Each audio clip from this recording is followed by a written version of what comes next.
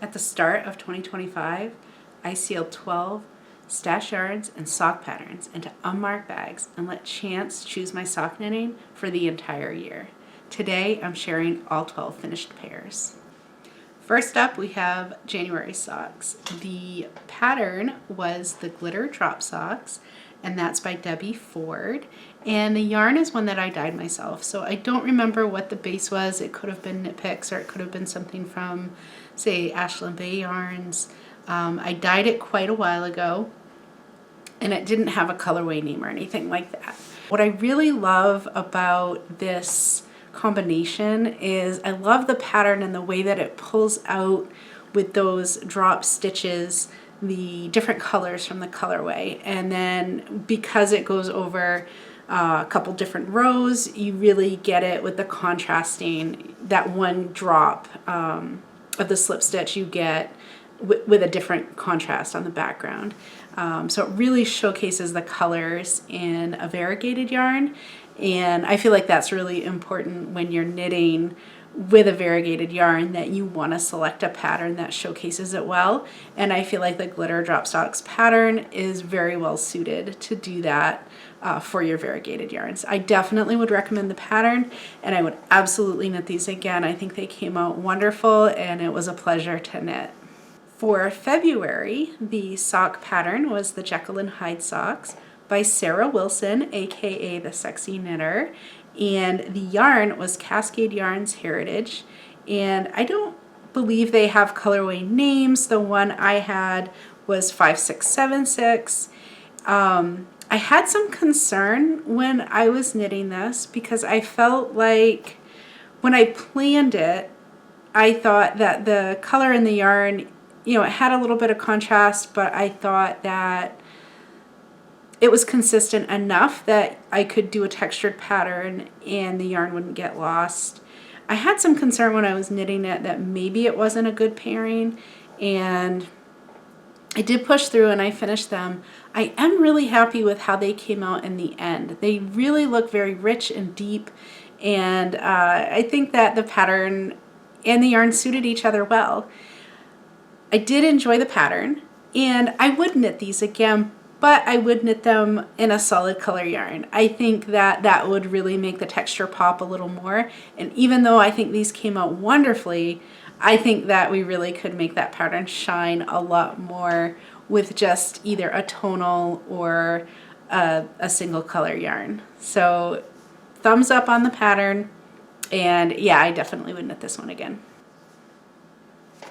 For March, we had a pattern of the Poet Socks by Sari Nordland, and the yarn was from a store that has closed since. It was from the Purple Fleece, and it was her merino bamboo sock yarn, and it's a lot of shine and luster in this yarn. It was a great yarn. This was a deep stash.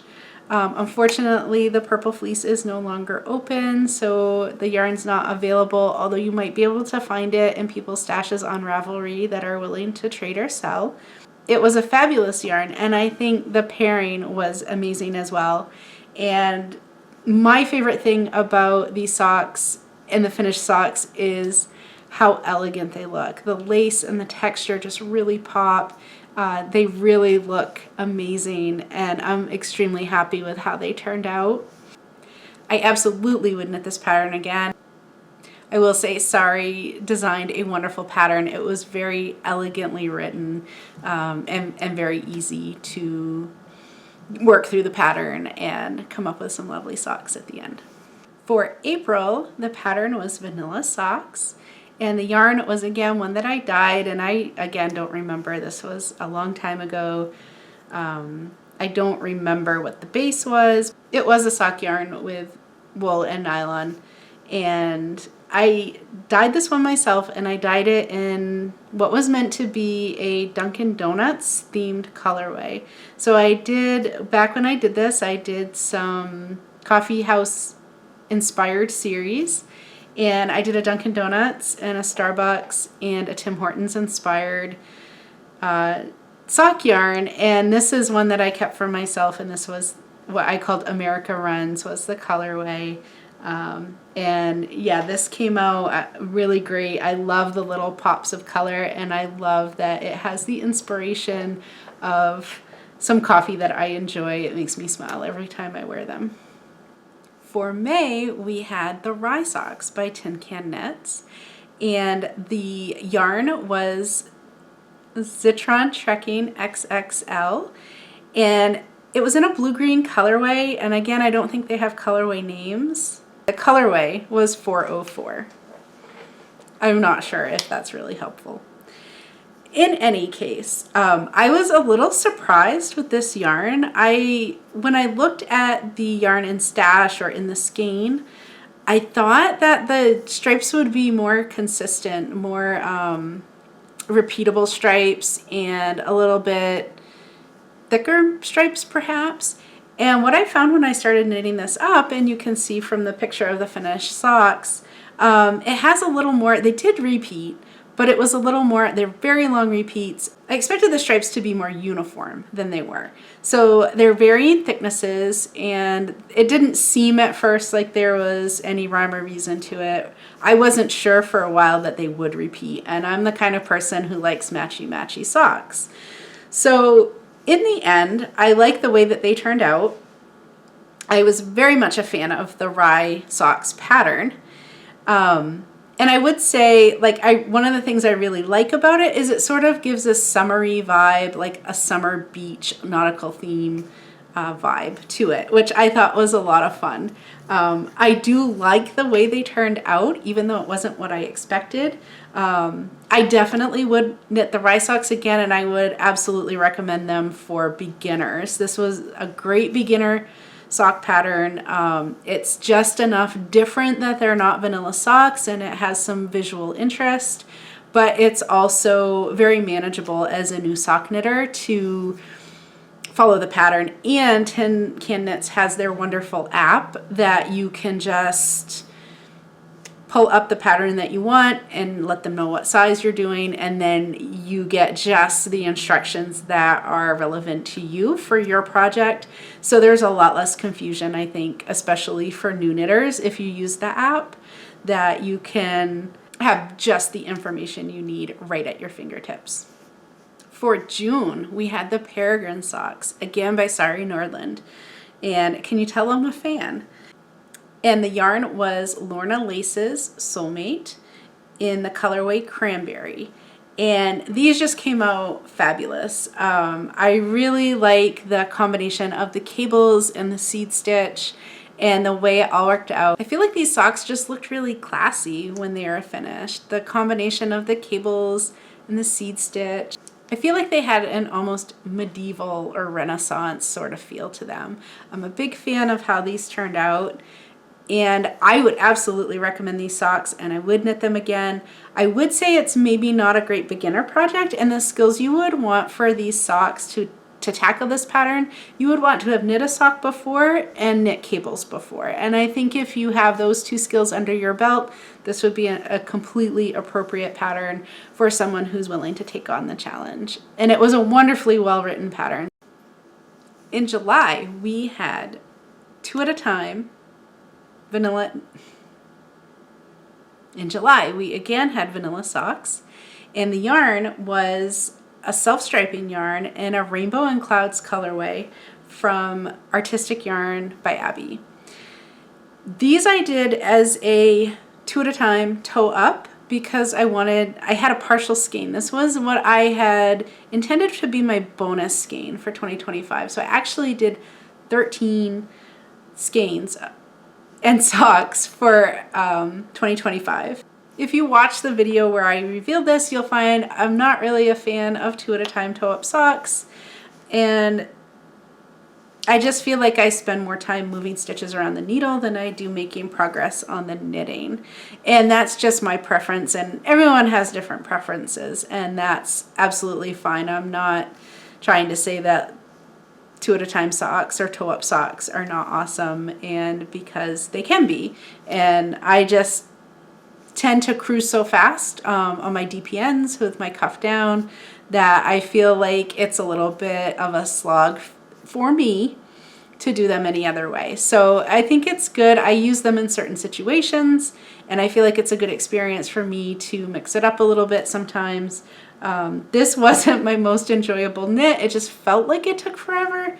But I do like the way the socks came out. I'm very pleased with them, and I've knit with a ton of this yarn before, and I've always been really happy with it. And of course, I love me some vanilla socks. In August, we again had vanilla socks, and the yarn was Highland Handmade's red maple sock yarn. Highland Handmades is no longer in business, but again, you might be able to find some on Ravelry through stash down efforts, or will trade or sell listings. The colorway for this one was Blaze of Glory, and I think these came out beautiful. And this was one where I chose vanilla socks because I wanted to showcase that colorway, and I think these just came out amazing. This is a merino and tencel blend. Tencel is a fiber that's made from wood, which is kind of cool. And yeah, it gives it that sheen. It's very shiny, and it does not take dye in as saturated a manner as, say, a superwash wool would. And that's why you can see we've got some really bright colors, but at the same time they're a little muted. And I think the Blaze of Glory on her different bases was very much like a fall colorway, and it just came out a little muted as a nature of how this type of fiber dyes up. So yeah, I was really pleased with these as well. In September, we had another Highland Handmades yarn, and again, we had vanilla socks.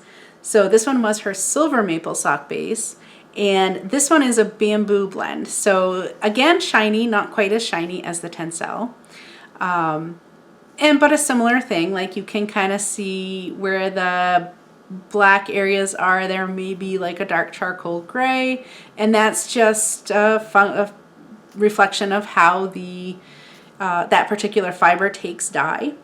And again, I knit the vanilla socks because I wanted to feature the colorway. The colorway here was called Slippery Slope. I do feel like this one gives a little bit of a Halloween vibe, sort of like the green apple, or maybe like a poison maleficent kind of vibe. But yeah, I like the way these came out as well. In October, we again had vanilla socks. So for October, we had vanilla socks and another self-striping yarn. This one was another yarn by Artistic Yarns by Abby, and this is the self-striping watermelon colorway. I believe you can still get this from her website. I love the way these came out. These are amazing. I did do an interesting heel. So when you do a heel flap and gusset, which fits my foot best, so that's my preference. A short row heel doesn't quite give me enough room in the heel, and it makes the socks too tight across the widest part of my foot. So I wanted to come up with a way that I could keep the stripes the same, but still have the heel flap and gusset. And so what I did is wound off the heel yarn separately, and then I just did like this modified heel flap and gusset so that I could keep the stripes the same width all the way down. Otherwise, when you do the heel flap and gusset, you have a lot more stitches across the midfoot, and then your stripes end up smaller, and the pattern doesn't quite look the same. So if you're interested in knowing how I did this modified heel, let me know, and I could perhaps do a video about it or write up some notes for others to take a look at. But I think they came out wonderful. I'm very pleased with these. Definitely will be using this modified heel again. In November, we had vanilla socks. And the yarn for this one was Arcana Yarns, Wasco, I don't know if I'm saying that right, Wasco Sock Prism Paints, and the colorway was Spectrum. And this had a really 80s neon vibe. I thought this was so cool, and I picked this up at our local Martin's store, and Martin's is a surplus and salvage store. I believe this yarn ended up there after a big yarn distributor had a warehouse fire. I don't really know all the details, but I think that's what happened. In any case, I saw this and I just thought, I thought it looked really cool, and I could not wait to work these up. So I put them in my lineup for 2025, and it turned out they didn't come up till November, and by the time they came up, I forgot they were even in there. So it was a nice surprise. But yeah, this I think just really gives like an total 80s vibe. Thinking like roller skating and big hair, and yeah, this is taking me back. But I love the way these turned out. They are so fun and so colorful. In December, we had the Ballad Socks by Sari Nordland, and the yarn was On the Round Nimble Sock, and these came out amazing. I love the texture, I love the lace. Again, it just feels like it's almost like an antique, a very classy pattern, and they're just so pretty. I am very pleased with these. I love the way the colorway paired with the pattern to feature it. The colorway was called Emerald City. And yeah, these are a favorite. Definitely would knit these again. And I think, again, I'm not sure it's a beginner pattern. I would say if you have done lace work before and if you've knit socks before, then you are well prepared to knit these. And Sari writes a wonderful pattern, so her directions are very clear. But again, if you're adventurous and you want to give it a go, just give it a try. I think these are stunning, and I'm really pleased with them. And because I put in a bonus sock yarn, and those got pulled in July, we have a third one. These are the bonus socks for 2025. This pattern was Hermione's Everyday Socks, and the yarn was another one from Highland Handmades, and this is her Sugar Maple Sock base, which is merino and nylon blend. And this colorway is called Old Appliances. And I really, at the time, had tried to get my hands on this colorway, and I was so happy when I finally got it. But I love it. It's perfect, like fallish kind of colors. I thought it was amazing. I really do think that the yarn and the pattern paired very well on this one. And you can kind of see there's like some, it's almost like flashing, but it's almost sort of like a little bit of a serpentine with the way the color comes through. And I feel like the texture was just perfect for featuring that. And you know, it's kind of, the way it came out was just kind of unique, and I'm all for it. I think these were very enjoyable knit. And this is, I think, the second time I've made the Hermione's Everyday Socks. And it's a wonderful pattern. It really is a good workhorse pattern. And I think it's one of those that works well with a variegated yarn because the different stitches will mix up. So if you get any flashing or pooling, it really kind of arranges the colors in a different way so that you end up sort of blending it. And it really shows off the colors pretty well, I think. That being said, I think this pattern is also, it will make the colors pop in a variegated yarn, and it'll showcase them well. But if you knit this pattern on a solid color or a tonal color, it's really going to make the texture pop. So it's one of those patterns that's very well suited for just about anything you can throw at it. So that's the Hermione's Everyday Socks by, I think it's Erica Luder. I'm not sure if I'm saying that right. But yeah, I definitely would try this out, and this would be a wonderful beginner pattern for a sock knitter. So thanks for joining me to check out my finished 2025 Solo Sock Club yarns. I am going to do this again in 2026. I am doing a little bit of a rebrand on the Solo Sock Club. I am going to be calling it the Mystery Sock Project for 2026. And that's partly because, you know, when you say club, it makes it sound like it's a part of a membership or a subscription, and that's not what it is, right? It's just me knitting socks. And, you know, I would love for other folks to join me and do the same thing as well. So Mystery Sock Project is what we're going to be calling it in 2026. So you'll see the videos with those titles moving forward. I do hope you'll join me. I will not be doing a bonus yarn in 2026. It will be just the 12 and one for each month. I'm super excited about the pairings I have, so I hope you'll come along and join me. I have so much fun with this every year. I love pulling out forgotten favorites from my stash. If you wanted to try something similar and mix it up a little bit, you could pull stash yarns and pull patterns and not pair them up and just pull the yarn and then the pattern. And if you don't think they'll work well together, you don't have to do it. You could always just pick another one. But that's another way you could mix it up if you wanted to try something similar. So thank you for coming along and joining me. I hope you enjoyed everything that I made for 2025. And I hope you'll come along and join me in 2026 to see what stash yarn treasures I pull out and pair with patterns to show to you. Thanks for joining me. We'll see you in the next video.